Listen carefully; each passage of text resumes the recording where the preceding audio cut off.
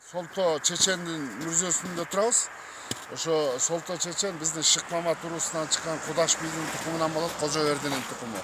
Куткан бергенден. Ошо Солто Чечен Максут болуштун атасы. Ушул жерде атасы Маймөнкө Өкөнүн күмбөзү кызыл кирпичтен салынган. Мо эки дөбө, кызыл кирпич. Өзүнүкү, бирөө атасыныкы. Маймөнкө уулу Солто деген ушу 180. Мына ал жер, анан бул жер могу турбайбы? Көрдүңбү кызыл кирпичтер? Кирпич эле калган турбайбы анда? Болгондо муну орустар бузуп, үй салып алышкан, печке салып алышкан экен.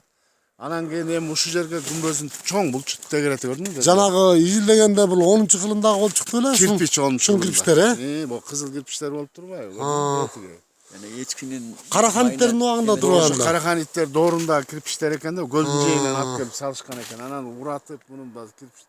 Эми буюрса ушу балдар тукумдары, Солто акенин тукумдары ошо эме күмбөзүн тургузган атышат. Белги кылып атайы буюрса. Мына